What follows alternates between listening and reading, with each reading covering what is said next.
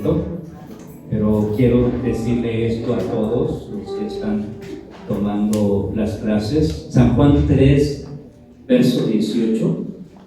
San Juan 3, 18 dice de la siguiente manera: el que en él cree no es condenado,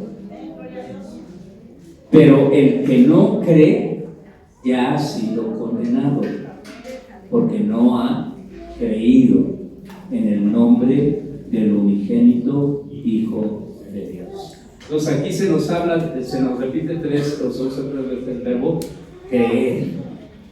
Creer. Es importante lo que nosotros creemos, por eso estamos pasando por este tiempo, esta enseñanza es importante. ¿Saben por qué es importante lo que creemos? ¿Quieren saberlo?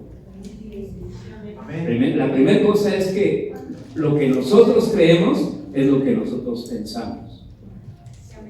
Y lo que nosotros pensamos es lo que nosotros somos aquí adentro. Y lo que nosotros somos produce lo que nosotros hacemos. Y lo que nosotros hacemos determina nuestro destino. Por eso es importante lo que nosotros creemos. Así que pasen, tomen su silla y pasen a sus clases, por favor. Diferentes niveles, jóvenes, los que no se han bautizado, adolescentes con David, los chavorrucos. Ahora hemos estado viendo algunas cosas, hemos hablado de la caída del hombre, de lo que creemos, la redención del hombre, hemos estado aprendiendo sobre el Espíritu Santo, sobre el bautismo del Espíritu Santo, estas cosas que hemos estado hablando la semana pasada, y los dones del Espíritu Santo y del fruto del Espíritu Santo.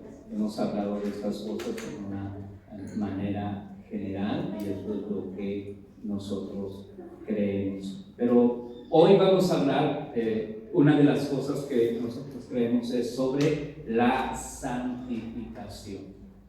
La santificación. Ahora, pueden anotar, en un momento, si es posible, va a estar ahí en la pantalla. Tuvimos unos conflictos técnicos, pero bueno, ya vamos a aprender a usar la pantalla como se debe. Entonces, la santificación. Ahora, la Biblia enseña que sin santidad nadie puede ver al Señor. Eso es lo que la Biblia enseña. La Biblia enseña que sin santidad nadie puede ver al Señor. Creemos que el Espíritu Santo nos capacita para vivir una vida de santidad. El Espíritu Santo nos capacita para vivir una vida ¿de qué? De santidad. Es el Espíritu Santo el que nos capacita. Un día un pastor estaba orando por las personas que para que recibieran el bautismo con el Espíritu Santo. Un pastor muy conocido, se llamaba Kenneth Hagin, y el pastor principal se acercó al pastor Kenneth Hagin y le dijo, estaba orando por una joven, y le dice, y se le acerca el pastor y le dice, no ore por ella porque fuma. Y el pastor Kenneth Hagin le dijo, pues por eso es el Espíritu Santo, el bautismo con el Espíritu Santo, para que ya no fume. Amén. Entonces, nosotros tenemos al Espíritu Santo dentro de nosotros, y es el Espíritu Santo que nos capacita para vivir una vida de santidad, apartados del mundo, del pecado. Creemos que es apartados del mundo del pecado. O sea, es el Espíritu Santo el que nos ayuda a vivir una vida de santidad, apartados del mundo del pecado. Creemos que es la voluntad de Dios que los creyentes caminen en una relación cada vez más profunda. Creemos que es la voluntad de Dios que los creyentes caminen en una relación cada vez más profunda con Él. O sea, nuestra vida cristiana tiene que crecer. Tenemos que ir avanzando en nuestro caminar cristiano todos los días. Y debemos apartarnos del mundo en una relación cada vez más profunda con Él. El vivir en santidad nos capacita para vivir más cerca del Señor. Dice que sin santidad nadie verá al Señor. Y a veces lo aplicamos, a veces se aplica como muy legalistamente. Si tú no eres santo, no vas a ir al cielo. Tú vas a ir al cielo porque Cristo te salvó. ¿Sí? Pero la santidad es la que nos capacita para ver al Señor. Dice que los limpios de corazón, ¿qué? Verán a Dios. ¿Cuántos quieren ver a Dios? Pero ahora, o sea, está hablando de nuestra vida diaria, de nuestra vida en nuestra relación con Dios. Entonces creemos esto, que Dios desea que caminemos en una relación más profunda con Él, lo cual resulta en una santificación creciente. Una santificación creciente, con el objetivo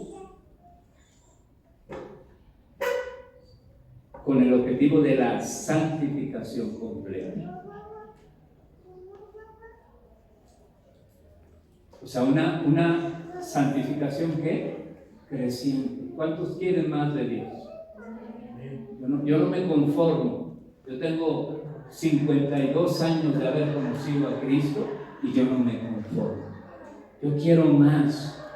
Yo quiero conocerle más. Esta semana Dios me ha estado hablando de cosas y yo he derramado mi corazón y preguntándole a Dios cosas de mi vida, y le estaba diciendo: Señor, quiero tener una relación más profunda contigo. Gracias a Dios ya tenemos ahí, ¿verdad? Estaba tratando de que tuvieran eso para que, si yo dicto muy rápido, ¿verdad? Entonces, ahí, a ver.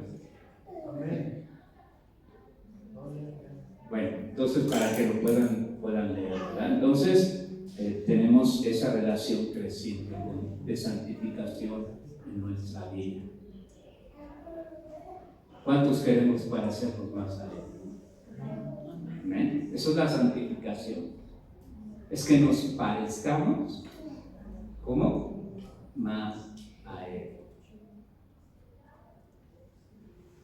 Ahora en Filipenses 3:10 al 14 dice: a fin de conocerle y el poder de resurrección y la participación de sus padecimientos, llegando a ser semejante a Él en su muerte, si en alguna manera llegase a la resurrección de los muertos.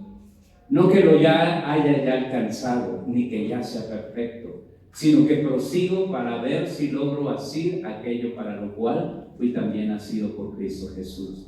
Hermanos, yo mismo no pretendo haberlo ya alcanzado, pero una cosa hago, olvidando ciertamente lo que queda atrás y extendiéndome a lo que está delante, prosigo a la meta, al supremo llamamiento de Cristo, de Dios. ¿En quién?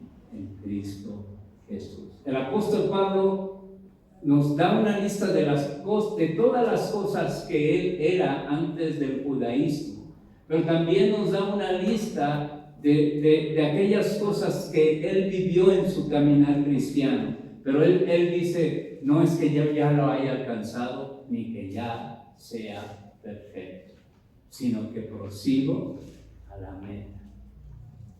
La vida cristiana es una carrera. Es una carrera. Unos la van empezando, otros van a la mitad, otros 3/4, Y otros, pues ya casi llegamos a la meta, ¿verdad? Y en ese proceso el apóstol Pablo después dice: he peleado la batalla, he guardado la fe, he acabado la carrera. Y Dios desea que nosotros terminemos la carrera. Hasta el último respiro. Escuchaba a una pastora de España. Ella decía: tenemos que servir a Dios hasta el último respiro, de una manera completa, y pelear y correr la carrera hasta que alcancemos la meta. Yo quiero alcanzar la meta. Yo quiero llegar al final y decirle: Señor, aquí está mi vida, aquí estoy yo, Señor, y terminé, y gracias, Dios. En 1 Tesalonicenses 4:3, ¿alguien quiere leérmelo, por favor? Ahí están los versículos también, pueden anotarlos si alcanzan a verlos. ¿Sí? ¿Pueden anotarlos? Después vamos a revisar sus notas. ¿Leo el 4:3, pastor? Sí. Pues la voluntad de Dios es nuestra santificación, que os apartéis de fornicación. 5:23 también. 5:23. Y el mismo Dios de paz os santifique por completo, y todo vuestro ser, espíritu, alma y cuerpo sea guardado irreprensible para la venida de nuestro Señor Jesucristo. Wow. Dice que la voluntad de Dios es que nuestra santificación. Dice que os apartéis de fornicación. Y el siguiente versículo dice que cada uno sepa poseer su propio vaso en santidad y honor, no como los gentiles que andan en concupiscencia. Y creo que es una de las luchas que los matrimonios se enfrentan, los jóvenes se enfrentan, la lucha contra la inmoralidad. Es una lucha, y es uno de las armas que usa el enemigo para impedir nuestra santificación. Pero dice aquí que la voluntad de Dios es que nuestra santificación.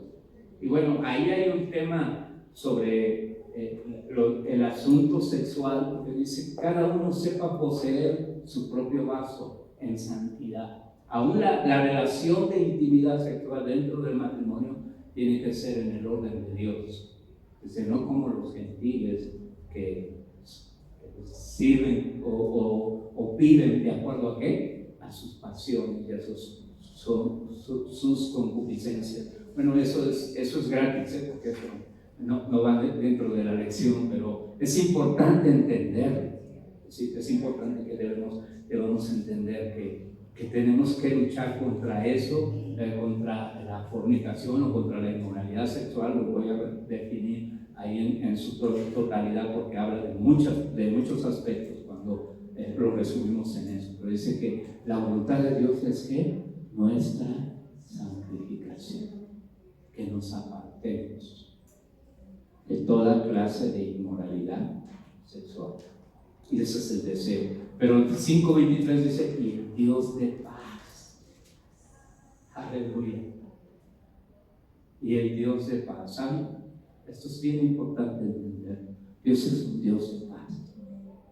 Dios es un Dios que trabaja en nuestras vidas y nos santifica y trae santificación a nuestras vidas. Así el mismo Dios de paz os santifique por completo en vuestro espíritu, alma y ¿qué? Cuerpo. Dios quiere que nuestro espíritu esté puro. Dios quiere que nuestra alma esté pura, y también quiere que nuestro cuerpo esté puro. Ese es el deseo de Dios, que nos apartemos de todo tipo de inmoralidad. Bueno, están las citas ahí, pueden consultarlas. El siguiente punto en esta mañana de lo que nosotros creemos en la sanidad divina. Creemos que Jesucristo sufrió y murió en nuestro lugar y nos redimió del pecado y la enfermedad. Creemos que Jesucristo sufrió y murió en nuestro lugar y nos redimió del pecado y la enfermedad. Creemos que la sanidad y la salud divinas son provistas por la expiación de Cristo y son un privilegio para todos los creyentes. Creemos en la sanidad divina. Creemos en la obra redentora de Jesucristo en la cruz del Calvario, cuando Él murió por nuestros pecados. ¿Cuántos creen que Jesús murió por sus pecados? Amén. ¿Cuántos lo creen? Que la muerte de Cristo fue en nuestro lugar. Él pagó nuestro castigo por el pecado. Pero si creemos que Jesús murió por nuestros pecados, en el mismo versículo que vamos a leer, dice que Cristo murió también por nuestra enfermedad. Wow. Él murió por nuestras enfermedades. Isaías 53, 4 al 12 dice: ciertamente, ¿cómo? Repitan conmigo, ciertamente. ¿Qué quiere decir ciertamente? Es verdad, ¿no? Ciertísimo. Ciertamente llevó Él nuestras enfermedades y sufrió nuestros dolores. Nuestra enfermedad y nuestros dolores, dice que Él sufrió por eso. Sufrió por tu enfermedad, por nuestras ¿qué? Rebeliones. Molido por nuestros pecados. El castigo de nuestra paz fue sobre Él y por sus llagas fuimos nosotros sanados, curados. En la cruz, Él llevó ¿qué? Nuestras enfermedades. Él fue flagelado, Él fue azotado. 40 azotes menos uno. 40 azotes. Fue flagelado. La flagelación era practicada por los romanos. Era un castigo tremendo. Yo creo que hoy en día debería de haber flagelación. Debería de castigarse la maldad. Y la flagelación consistía en azotar 40 veces menos uno. ¿Por qué menos uno? Porque el menos uno era de gracia. Era decir, bueno, pues, no, te mereces 40, pero menos uno. Ahora es al revés. Ahora quieren nada más dar uno y perdonar los otros 39. Pues así que chiste, ¿no? Así no va a entender la persona. Pero en ese tiempo se les daba el uno de gracia, eran 39. Pero cada golpe era el látigo con que se flagelaba a las personas, estaba mezclado con vidrio y hierro. Y cada punta tenía 3 puntas el látigo. O sea que cada azote era 3 golpes que se metían en el cuerpo y al jalar arrancaban. 39 por 3, ¿cuánto es? ¿Qué? 117. Se dice que son 117 las enfermedades principales que tiene el hombre. Las básicas. Y de ahí se desprenden todas. Pero dice que cada golpe, cada llaga que se le hizo a Cristo, estamos hablando de 117 llagas que se hicieron sobre su cuerpo, y dice, y por sus llagas fuimos nosotros sanados. Me gusta mucho lo que dice aquí, que leí una vez en T.L. Osborne, un evangelista que predicó a masas en África, en muchos lugares, trayendo campañas de sanidad. Él decía, o él enseña en su libro Jesucristo el Sanador. Él dice que la palabra fuimos está en pasado. Cristo no te va a sanar. Ya te sanó. Aleluya. Fuimos sanados. Fuimos sanados.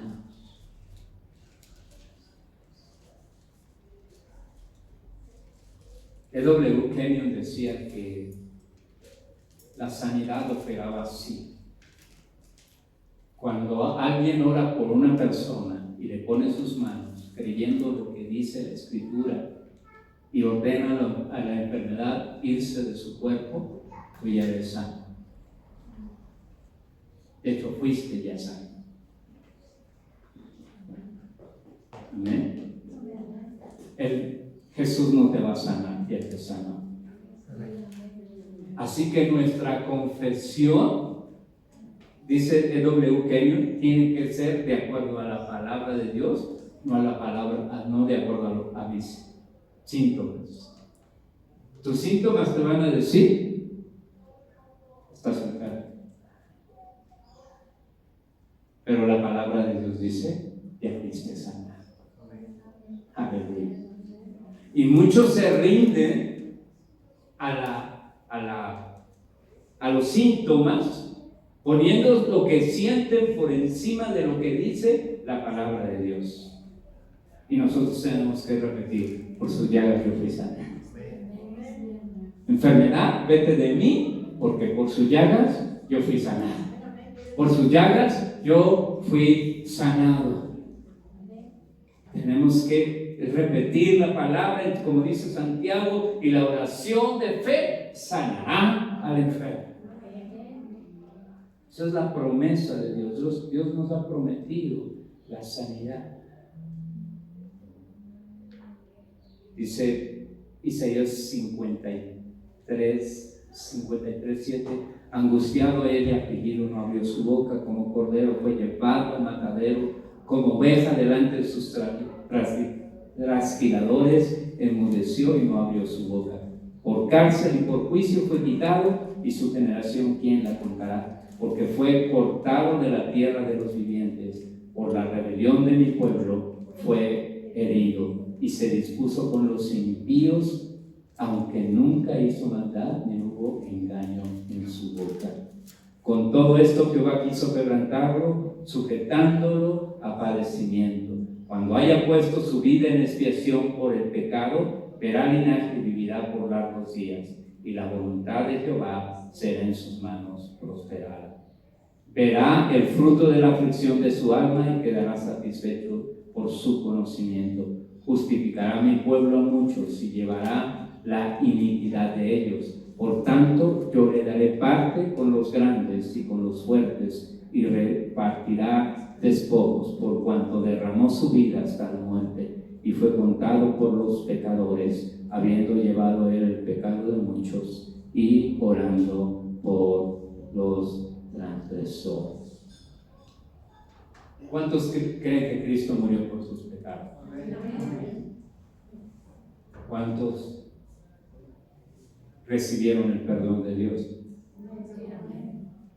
¿Cuántos lo recibieron?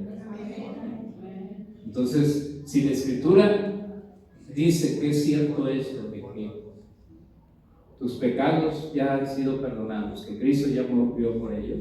También la misma Escritura dice que Jesucristo murió, ¿por qué? Por tus enfermedades. Y así que como creemos que Él murió por nuestros pecados, también debemos de creer que Él murió por nuestras, ¿qué? Enfermedades. Aleluya. Yo soy sano. Yo soy sano. Repite, yo soy sano. Yo fui sanado por sus llagas. Yo recibo la sanidad. Gracias, Señor Jesucristo. Gracias por tu amor, por tu poder, Señor, sobre nuestras vidas.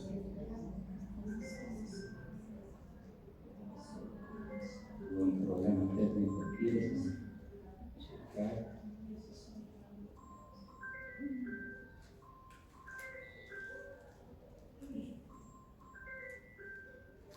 Dice a la hermana que apague su teléfono, por favor.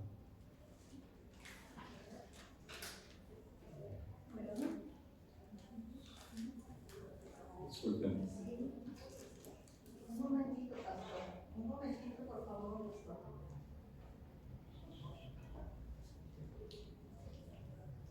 Ya tienes la siguiente, por favor. A ver, la iglesia y su misión. Creemos en la iglesia y creemos que la iglesia es el cuerpo de Cristo. ¿Sí? Creemos que la iglesia es la familia de Dios.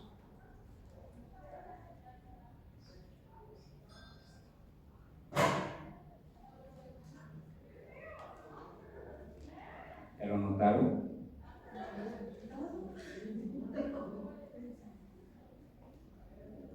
Ok. Entonces creemos que la iglesia es el cuerpo de Cristo, la familia del Dios vivo, comprada con la sangre de Cristo y creada por el Espíritu Santo en el día de Pentecostés. ¿Sí? Creemos eso. La iglesia nació el día de Pentecostés, cuando el Espíritu Santo descendió por primera vez a aquellos 120 discípulos que estaban en el aposento alto. Nació la iglesia, y la iglesia es el cuerpo de Jesucristo aquí en la tierra.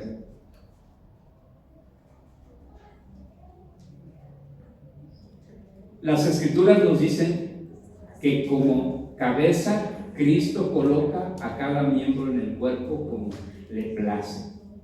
Cada miembro tiene una dotación única y el poder del Espíritu Santo que todos los demás miembros necesitan para que el cuerpo alcance la madurez.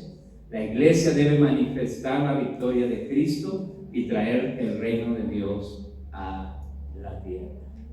Así que creemos en la iglesia. Amén. Creemos en la iglesia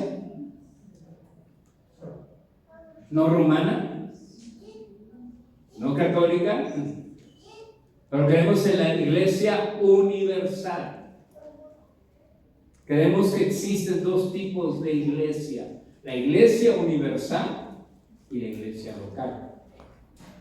La iglesia universal la componen todos los creyentes de todas las edades, vivos o muertos. Esa es la iglesia universal. ¿Sí sabían eso? La iglesia universal la componen, voy a repetirlo otra vez, la componen todos los creyentes de todas las edades. Obvio, si son de todas las edades, pues algunos van a estar vivos y algunos ¿qué? Van a estar muertos. Pero esa es la iglesia. La iglesia de Cristo es universal y está en la tierra y está en el cielo, porque Hebreos dice que hay una congregación celestial en el cielo. Hay una congregación, los creyentes que ahora murieron en Cristo, es la congregación, dice Hebreos, de aquellos que han sido llamados a ser perfectos. pero también existe la iglesia local. La iglesia local es la reunión de creyentes en una localidad específica, donde se reúnen los creyentes para orar, para adorar, para bendecir, para ministrarse unos a otros. Eso es la iglesia local.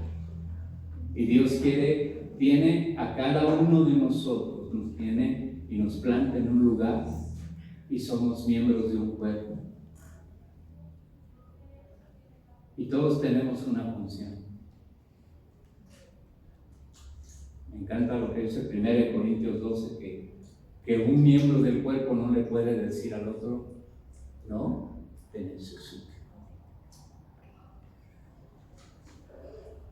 Y dice 1 Corintios 12 que aún los miembros de nuestro cuerpo, los que son menos decorosos, son los más necesarios. Aún los miembros de nuestro cuerpo que nos avergonzamos y los cubrimos, dice, esos son necesarios, son los más necesarios. Así que somos un cuerpo. Y algo que me gusta entender acerca de la iglesia y su misión es que cada congregación es única. Cada congregación local tiene un llamado único. Somos distintos, pero somos el mismo cuerpo, pero tenemos el mismo llamado. Somos parte de la iglesia. Así que la iglesia es la reunión de creyentes, de un cuerpo de creyentes que se unen con un solo propósito: adorar, bendecir al Señor y cumplir los sacramentos. Los sacramentos. ¿Cuáles son los sacramentos? Bueno, es el bautismo, la Santa Cena, el matrimonio, la confirmación, la ordenación. Esos son sacramentos, y los sacramentos es importante. Por eso nosotros insistimos, y hoy en este tiempo estamos haciendo eso, tratar de que todos podamos romper con aquellas tradiciones que nos impiden obedecer los sacramentos. Y el bautismo es un sacramento que la iglesia cumple. Y de hecho, ahorita creo que el siguiente punto es el bautismo en agua. Ya que estamos, ahorita nos dedicamos ya directo ahí. El bautismo es un sacramento. Creemos que el bautismo en agua, tras nuestra conversión a Cristo, es una señal externa de una purificación interior. Es un mandamiento directo de nuestro Señor y una experiencia de la identificación de Cristo con el creyente. De la identificación del creyente con Cristo en su muerte, sepultura y su resurrección. Pero le estaba diciendo que el bautismo es un sacramento. Y lo que quería terminar ahí y concluir, que cuando tú obedeces un sacramento, tú liberas el poder de Dios sobre tu vida. Por eso insistimos a la gente que se bautice, porque de esa manera va a liberar el poder de Dios a favor de su vida por el bautismo. Estaba diciendo David, estaba preguntando sobre Pedro, que dijo: bautícense, arrepiéntanse, bautícense y van a recibir el don del Espíritu Santo. Así que el bautismo es un sacramento, es uno de los mandamientos. Creo que uno de los sacramentos también que a veces no hemos entendido o no lo hemos aplicado es la evangelización, porque Jesús mandó que nos bautizáramos, mandó que enseñáramos y mandó que anunciáramos el Evangelio. Es un mandamiento, es una comisión. Pero les decía, el bautismo suelta el poder de Dios. Los sacramentos suelta el poder de Dios a favor de la persona que lo practica, en este caso, el bautismo. Otro sacramento, me voy a meter ahí, es el matrimonio, el casarse delante de Dios. Es un sacramento. Hay en nuestro país, legalmente, pues es con el gobierno, pero hay que casarnos delante de Dios. Porque si tú lo haces, liberas el poder de Dios sobre tu vida, sobre tu matrimonio. Y cuando no lo haces y vives sin, a lo mejor bajo la ley, sí, pero sin obediencia del sacramento, entonces no estás deteniendo que el poder de Dios se manifieste sobre tu matrimonio. Un día un matrimonio que asistía a la congregación me dijo: pastor, yo no sé por qué me estoy metiendo ahí, pero bueno, eso es gratis y Dios sabe para quién es. Me llamaron y dijeron: tenemos muchos problemas como matrimonio. Yo le hice una pregunta. De repente se me ocurrió: oigan, ¿y ustedes están casados? No, ni siquiera por decidir.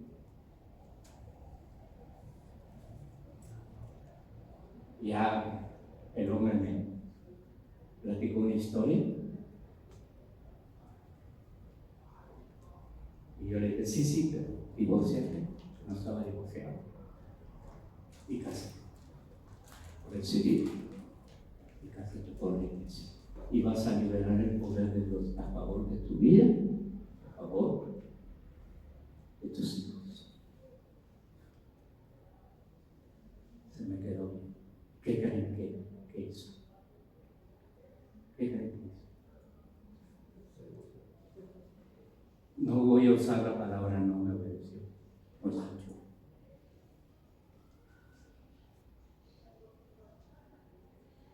¿Y sabes qué es esa familia?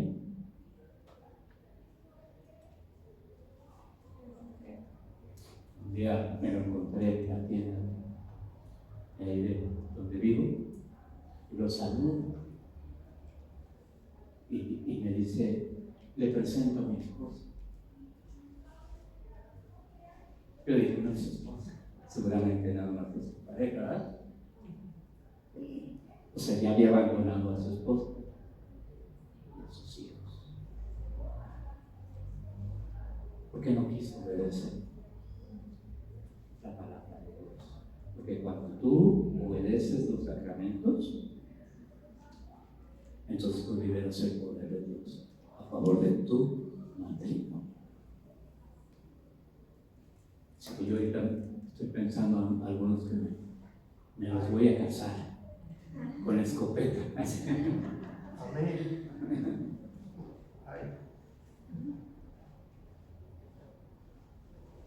Digo, no era por ahí, pero bueno, aprovechando el viaje.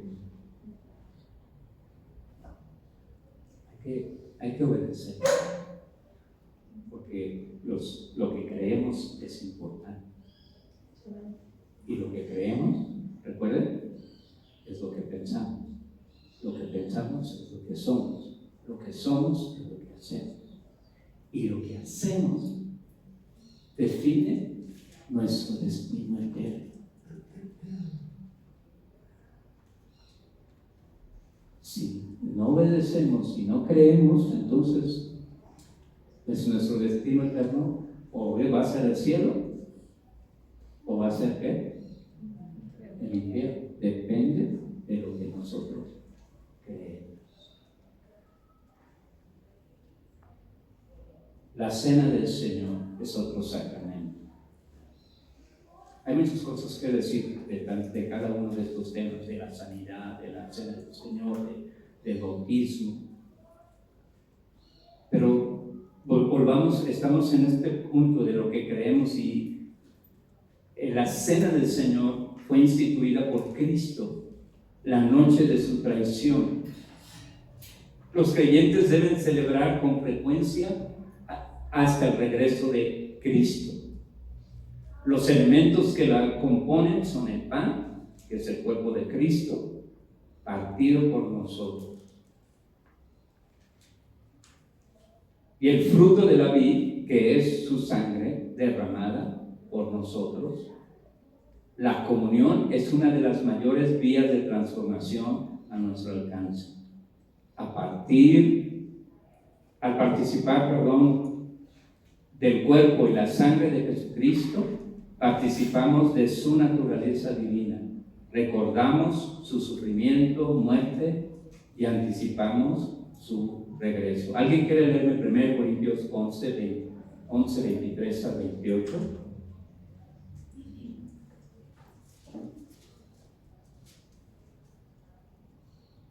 Al 26, ¿verdad? Sí.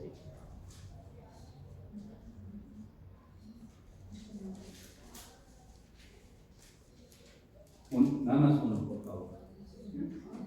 Sí, hermano. Porque yo recibí del Señor lo que también os he enseñado. El Señor Jesús, la noche que fue entregado, tomó pan, y habiendo dado gracias, lo partió y dijo: tomad, comed, esto es mi cuerpo que por vosotros es partido. Haced esto en memoria de mí. Asimismo también tomó la copa, después de haber cenado, diciendo: esta copa es el nuevo pacto en mi sangre. Haced esto todas las veces que la bebieres en memoria de mí.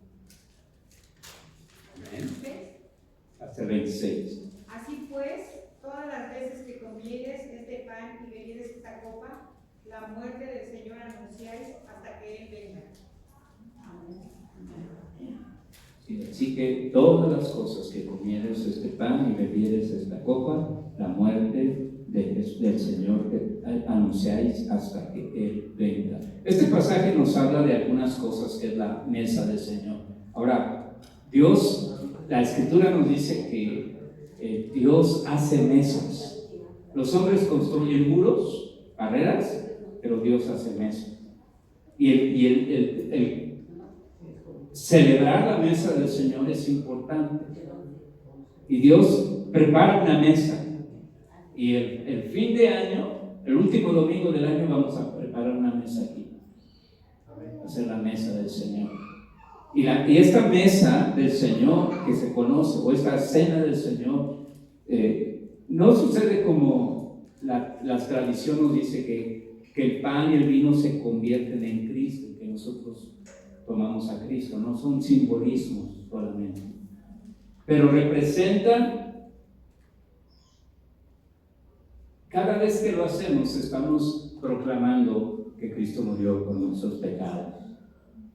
Pero también cada vez que celebramos la cena del Señor, estamos anunciando su venida. Así que la cena del Señor es un memorial y nosotros creemos en ella. Creemos que nosotros podemos venir a la mesa del Señor y celebrar su muerte.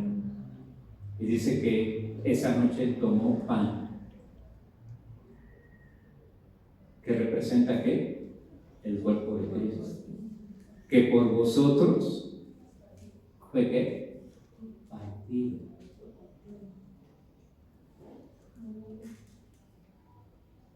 T.L. Osborne dice que cuando la gente participa de la cena del Señor, también recibe sanidad. ¿Por qué?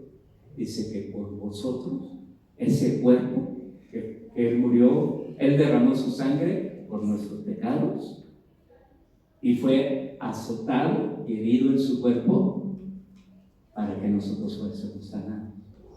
Entonces, cuando nosotros tomamos de la mesa del Señor, tomamos del vino, pues venimos a ese pacto con el Señor de que Él nos limpió con su sangre, pero también dice que Él murió por nuestros pecados o por nuestras enfermedades. Miren lo que dice el versículo 28, del verso 27, dice: de manera que cualquiera que comiera este pan o bebiera esta copa del Señor indignamente será culpado del cuerpo y de la sangre del Señor. Por tanto, se pruebe cada uno a sí mismo y coma así del pan y beba de la copa. Porque el que come y bebe indignamente sin discernir el cuerpo del Señor, juicio come y bebe para sí. Por lo cual hay muchos enfermos y debilitados entre vosotros, y muchos duermen. Miren, aquí nos habla de la importancia de la mesa del Señor. Porque también era una comunión. No solamente participaban del pan y del vino, pero también había comida. Y dice aquí que muchos participaban de ello indignamente, sin discernir, sin entender. Cuando tú tomas el vino y lo bebes, tú debes de discernir qué estás haciendo. Estás en el cuerpo de Cristo. Estás manifestando la sangre de Cristo. Estás creyendo que Él murió por tus pecados y lo hicieron. Pero cuando comes el pan, también dice que debes de entender que tú fuiste sanado a través del cuerpo de Jesucristo. Y entonces dice Pablo que hablándole a los corintios, ustedes no están discerniendo que la copa es el vino es la sangre que fue derramada por ustedes, y el pan es el cuerpo de Cristo que fue flagelado para que tú fueras sanado. Y como no lo disciernes, dice, por eso ustedes, corintios, están enfermos, por eso ustedes están débiles, porque no entienden lo que es la sangre de Cristo. Así dice que cuando participemos de la mesa del Señor, debemos entender que fue el vino es su sangre que nos trajo perdón, pero el pan es su cuerpo que fue partido para que recibamos la sanidad.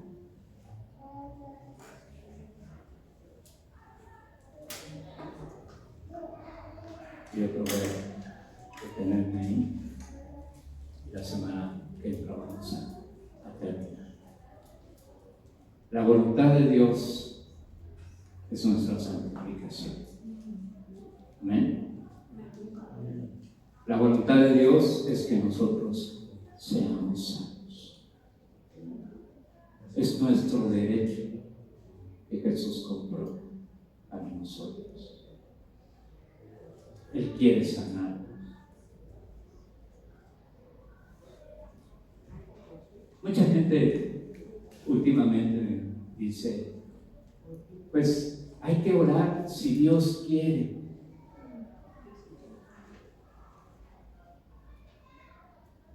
Pues no le podemos exigir a Dios.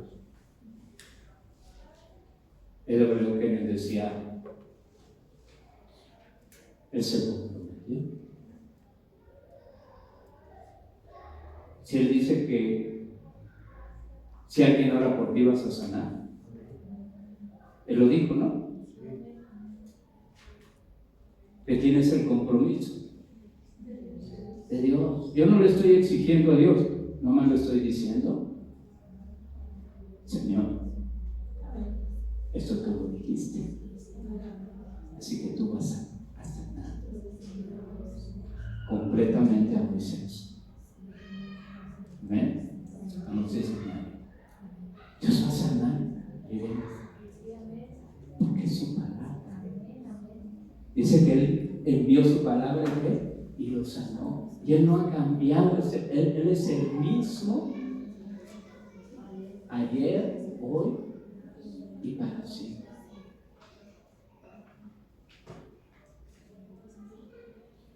Un hombre se acercó a Jesús hablando de liberación de su hijo y le dijo, Jesús, a ver si puedes. Jesús dijo, ¿qué?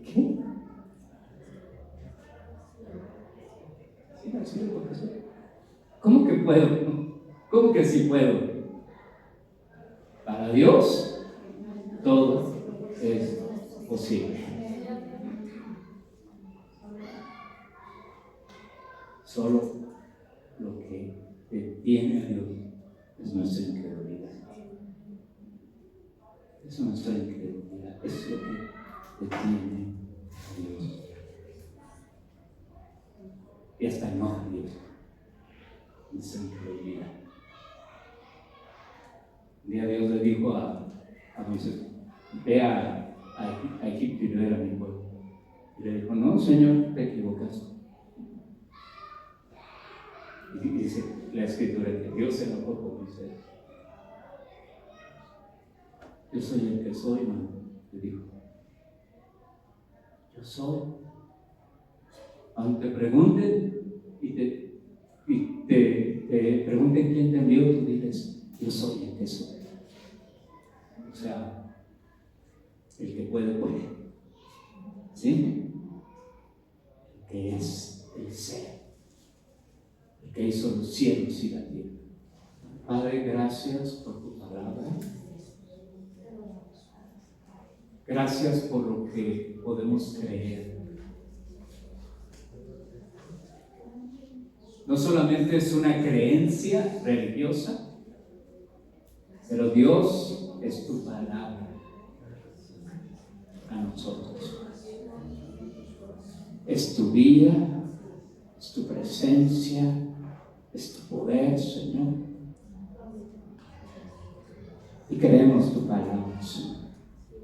Padre, que lo que estamos aprendiendo, Dios, entre en nuestra mente, en nuestros pensamientos, descienda a nuestro corazón y produzca lo que hacemos, Señor. Lo que somos produzca lo que hacemos, y lo que hacemos determine nuestro destino eterno, Señor. Y sabemos que cuando nos alineamos nuestros pensamientos a tu palabra, nuestro ser, estará alineado contigo, nuestras acciones y nuestro destino eterno será en los cielos. Gracias por tu palabra, en el nombre de Jesús. Amén. Amén. Si quieren tomar un receso, tomar agua, tomar café, ir al baño, lo que ya suben los demás. Dios les bendiga. ¿Alguna pregunta? ¿Alguna duda? ¿Sí? Cuando se pone la mesa del Señor, se queda Santa Cena, podemos tomarla todos los bautizados. Bueno. Es que yo aprendí así en la iglesia, que todos los bautizados tomaban la Santa Cena.